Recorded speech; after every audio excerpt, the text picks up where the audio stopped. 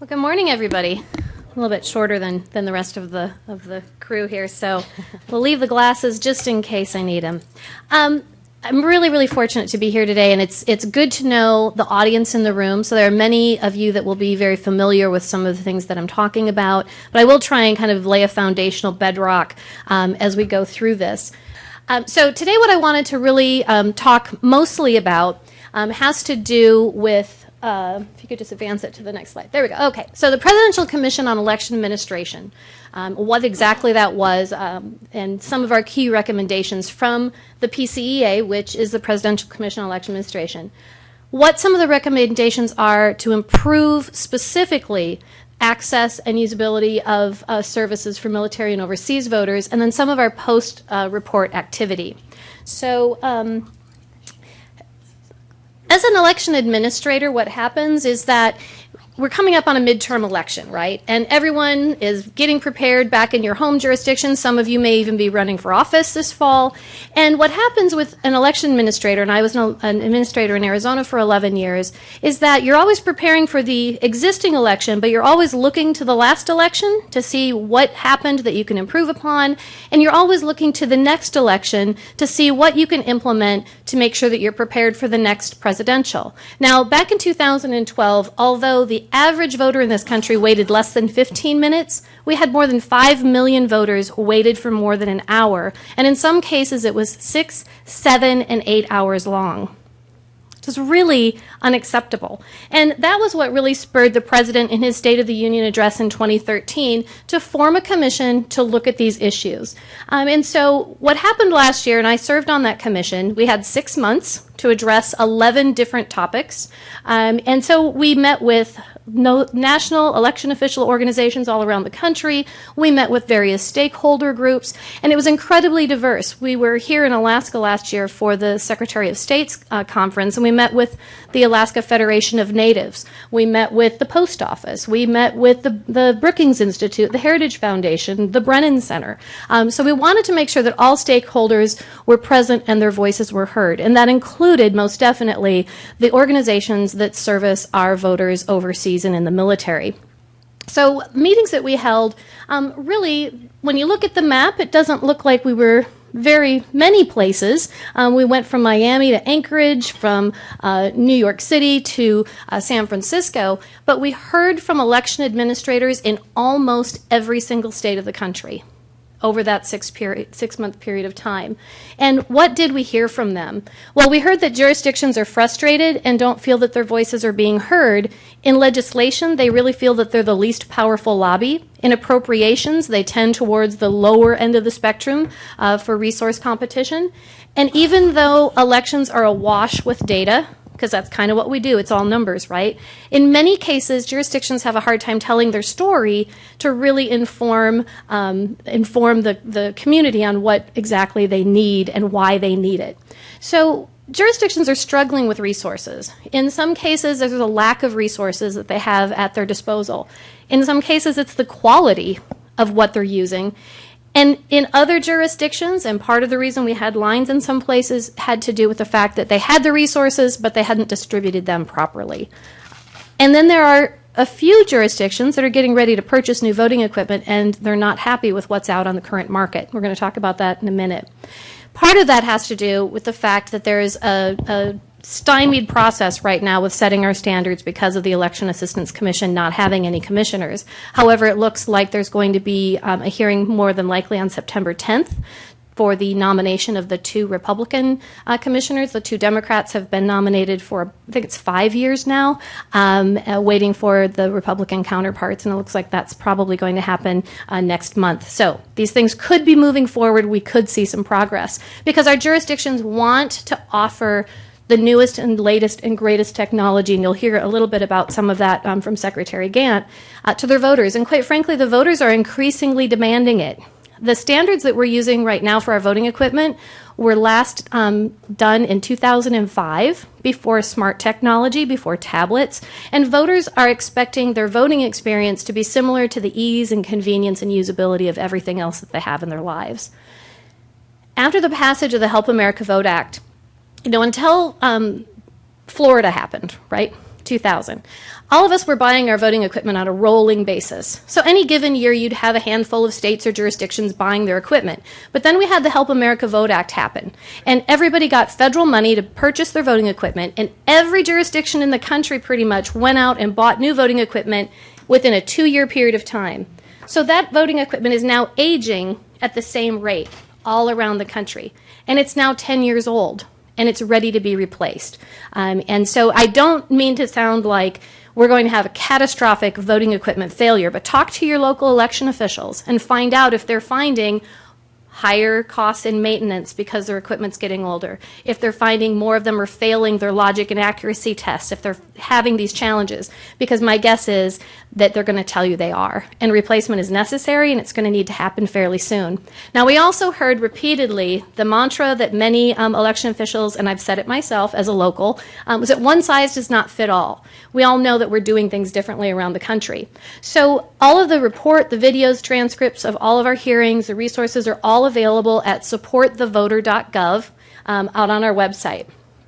Now, we really took the definition of our charge of improving the voting process, and I'm going to highlight some of them that have to do with all voters, but also with military and overseas. And that is that voters of all points of contact with the electoral process should find that it's accessible and dependable. Ballots should be well designed and simple to understand. Registration should be efficient, reliable. Voting information provided should be clear and comprehensive. Ballots delivered by mail should arrive in a timely fashion and should be able to be tracked through the postal systems. And military and overseas voters should receive their ballots on time and be confident that the election officials are counting them, including in New Mexico. Now, these are all things that we felt really do fit all. That even though we may all be accomplishing these tasks in a different way, we all have basic tenets in how we service our voters in our respective states that do give us some commonality. Now, not only do we have the report of the Presidential Commission, which is this one, and I was tracking it on FedEx. There are a couple boxes of them somewhere between Washington, D.C. and here. So when we locate them, they will be made available, if not today, tomorrow. But we also have a second commission that started prior to the PCEA, and that was this one, the Commission on Political Reform, and it was led by the senators and the Secretary and Governor of Idaho that you see listed here. Their report came out a couple weeks ago, and the reason I mention it is because many of their recommendations overlap that of the President's Commission. So as we go through these recommendations, you'll see a little icon of theirs. And that report is available at bipartisanpolicy.org. Now, the report came out in January, and it was met with great success by all ends of the political spectrum. Okay, so the RNLA issued a response to the report, and the recommendations that they supported as well will also be noted, and that's available at rnla.org. So it really was met with bipartisan support. So what were the key recommendations? Well, first, voter registration modernization, including online voter registration, Department of Motor Vehicle integration in compliance with the National Voter Registration Act, and other government agency data comparisons, including statewide voter list comparisons, because now all the states have a statewide voter list to help improve our registration accuracy. For online voter registration, we really saw that, and Arizona was the first to implement online voter registration back in 2002. As a local administrator, we could not have survived without it. In October, which was the month before the deadline for voter registration, in Maricopa County, we would receive over 100,000 voter registrations, either additions and updates through our online system. That was 100,000 pieces of paper we didn't have to process.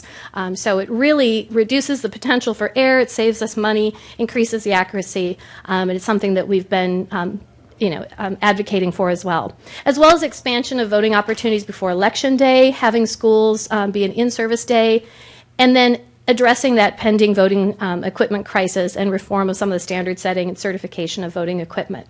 Now, one of the last key recommendations we had has to do with resource allocation, and we have tools available on that supportthevoter.gov website that allows a local administrator to put in, I have 400 registered voters, I'm going to have 2 check-in stations and 3 voting booths or pieces of voting equipment, what's my wait time going to be? And it allows them to go in and find out If they have 8, the wait's going to be more than 2 hours, because maybe they have 2,000 registered voters. If they have 9 voting booths, 10 voting booths, 11, and watch the wait time diminish. So that's a resource that's available. And we also felt that the publication of information that the voter can get before they get to the polls is really, really critical. So election officials lament, as I'm sure elected officials lament, when voters are not as well informed as we want them to be. So we want to make sure that we're providing them with information so that they can show up at the polls and have their decisions already made, because that helps with the wait time as well. And we set out a goal of a 30-minute wait. Now, the caveat here is that when you're doing these resource allocations, making sure that, that's a 30-minute is your goal, but knowing that in a big election, sometimes you'll get to the polling place to open the doors and you have 100 people already waiting in line. Now, we did find out that the Pew did some research, and they showed that the point in time that a voter is willing to stand and wait before they leave is right around 30 minutes. Okay, so that's kind of why we set that out there. But we didn't say no voter should wait more than 30 minutes and go and figure out how to do that. We made sure that we provided resource allocation tools, if we had accurate voter lists, expansion of voting opportunities. So provide some of these ways to help include the success of getting to that 30-minute wait. Now, many of these recommendations are going to aid election officials in meeting that reasonable wait time, but they also improve the services for our military and overseas voters. Okay. And the way that they do so is when you have a usable ballot that doesn't take you reading a proposition or a question on the ballot 100 times to figure out what yes means and what no means. When your ballot is usable and intuitive, it doesn't take as long to vote. And we know that our military and overseas voters have difficulty finding the time to vote. It also includes ballot length and content, ballot language. All of these things not only improve the voting experience for voters domestically, but also our voters overseas and in the services. Providing online services, of course, directly affect our military and overseas voters, particularly when it comes to registration, the obtaining of a sample ballot, district locator tools, and the disposition of their ballot so they can find out if it's been received back at the local jurisdiction and whether or not there was a problem with it. Did they forget to provide their signature? That sort of thing. So the savings realized by some of this use of technology also allows a jurisdiction to devote more resources to specific portions of our voting population that might need some additional assistance, like military and overseas voters. So one way to take a look and see how your state's measuring up is the Election Performance Index, which is published by the Pew. And they have 2 different indices that are in relation to the military and overseas voters. It's kind of hard to see here. You'll want to go out to their website and look. But there are 2 of them. One is the percentage of ballots that are rejected of military and overseas, and the ones that are unreturned. So you mail them out, they don't get voted, they don't come back as undeliverable, you just never see them again. And what we really find is that for the ones that are being rejected, in some cases, and in this case, I think it's actually Indiana, is almost 21% of the military ballots that are coming back are being rejected, as opposed to Rhode Island, where it's 0.17%. Now, it can be because they have to be received back by a certain time, whereas other states allow for some time after Election Day for military and overseas ballots to be returned. And then you have the ones that are sent out and never returned back. The best is in Connecticut. It's a little more than 11% that they mail out, don't get voted, and don't get returned as undeliverable. In Texas, it's more than 50%. It's almost 54%. Now, part of the reason, it doesn't have to do with voting laws in Texas. Some of it has to do with the laws of not having an income tax. And military voters have the ability to stay registered in Texas and not pay any income tax. The same that happens in Florida, but you'll notice Florida performs much higher. So many people stay registered in Texas, but they don't ever actually vote there. There are some other changes in legislation that could be the reason why Texas is at the worst of the state. So we came up with some very specific recommendations for military and overseas voters. And one of them was that we have laws in place that need to be enforced. We need to make sure that the installation voting assistance offices are fulfilling their obligation to our soldiers and advising them of what they need to do in order to keep their registrations current. We also need to make sure that our local election administrators are mailing out the ballots when they're supposed to. Federal law requires that they mail out 45 days before Election Day to allow for the transfer of the ballot all the way around the globe. And then we need to make sure that the Military Postal Service and the U.S. Postal Service are providing the mandated services that they're supposed to be. And then there's a lot of acronyms up here. So the FPCA and the FWAB, the Federal Postcard Application, we're going to talk about that in a minute, and I've got a picture of it. And then the FWAB is the Federal Write-In Absentee Ballot. HAVA up here is the federal law that covers our military and overseas voters. And the MOVE Act was an amendment to that law a couple of years ago that addressed some of these problems.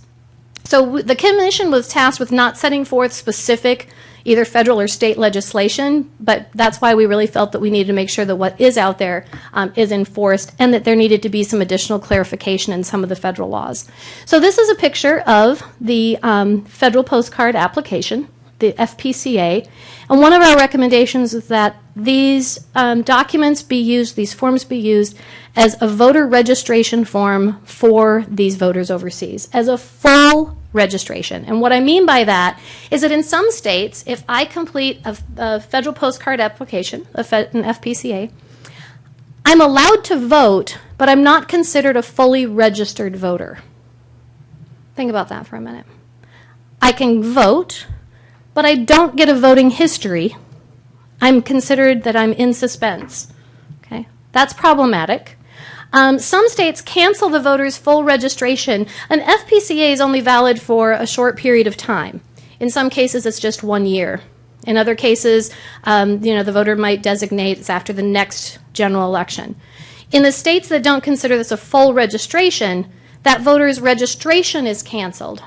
So if I turn 18 and I register to vote, and then I enlist in the services or I travel overseas to study abroad, and I complete one of these forms to get a ballot mailed to me outside of my country, at the end of that year, I'm canceled as a registered voter. It's not just that I don't get my ballot anymore. So this is incredibly problematic because the states are all doing this differently. So one action item that I would ask of you is to see how your state's treating these voters and whether or not they're considering them a full, active, registered voter. Also consider this. I was at a very interesting meeting, and there was a gentleman talking about veterans in elected office in our federal government at this point in time, in Congress. And he said it's the lowest point that we've ever had any veterans in office in our nation's history, the lowest percentage. So think about this. What happens when you run for office and you get a new person challenging you? The very first thing you do is you contact your local elections office and find out, are they registered to vote? Do they vote regularly? Because that's what you want to know, is if this person is an engaged candidate in your community. If they happen to be in a state that doesn't consider this a fully registered voter, that person doesn't have a voting history. So that's very problematic. The FPCA is, as I mentioned, it allows them to vote, but it doesn't count them as a full active voter. But it's almost a little more devious than that, because there are some states that what they do when they're figuring out their voter turnout, they'll count that ballot as a vote cast. But in the denominator, they're not included in the number of registered voters. Okay? So think about that. Okay, I've got 1 million voters, and I've got 50,000 that are military and overseas voters. I'm going to count their ballot over here, but my denominator is not 1,050,000. It's 1 million. So it's I think that's devious at their expense. Now, additionally, some states allow for the federal write-in absentee ballot to be used as a registration mechanism. And the reason is because in the FWAB itself, it says, have you already registered and requested an absentee ballot? And the voter has to swear and attest under penalty of perjury that, yes, they did. So maybe I'm in a submarine. Maybe I'm in a base somewhere where I only have access to the internet on occasion, or I've mailed it in and it's gotten lost. In some states, I can swear and affirm that I've done this, but I still haven't gotten my ballot, so this is the last-ditch effort for that soldier or that overseas civilian to be able to participate. In some states, that's fine, and they'll go ahead and allow that person to be registered and send them a ballot. Other states will not. Now, additionally, in some states, if a voter sends in this federal write-in absentee ballot, so maybe they get their official ballot after they've already mailed this in because they waited and they waited and they waited and the foreign post or the military post didn't get them their official ballot, so they mail in this write-in absentee ballot to make sure that their vote gets counted. Then they get the official ballot in the mail, so they complete it and they mail it back in. The write-in absentee ballot is blank. You just fill in what offices, who you want. So maybe they only voted for president or governor and a few local, a few of the state races, but now they have their full ballot and they vote in propositions in the school and school district, all of these things, and they mail that in. In some states, they'll take that full ballot to make sure that the voter has been able to vote in everything they're eligible to vote for.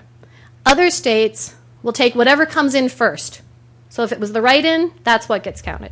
But there are some states, and hopefully not any of yours, that won't count either of them because they say now the voters voted twice.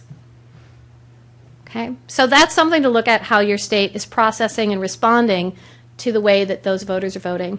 Now, the Century Act, which is in the Senate, was amended to address some of the recommendations that we mentioned, and most of them have to do with the fact that you could not cancel a military or overseas voter who registers using that federal postcard application.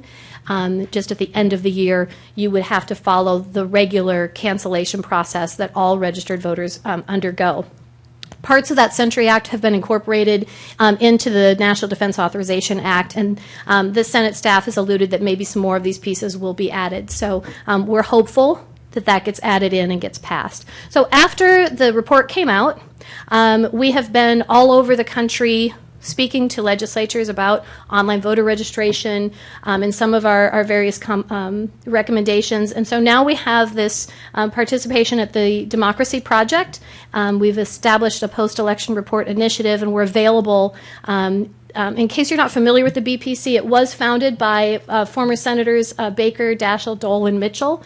And they are concentrating on various aspects of policy, but the Democracy Project is really poised to assist you if you read through the report and there are things that you know you've been working on in your home states. We are available to help you, whether it's the co-chairs or one of the commissioners, or it could be myself or my colleague Don Palmer, who's the former state elections director for the state of Virginia. He was also in Florida for a time, and we're there to be to serve as a resource as election administrative experts, provide legislative testimony, all sorts of things, and really for a wide variety of subjects, including serving our military and overseas voters. So if it's the sort of thing that you want to kind of take a look at what you're doing in your home states and see if there are ways that we can improve that, we are certainly poised to assist. And my email address is tpatrick@bipartisanpolicy.org.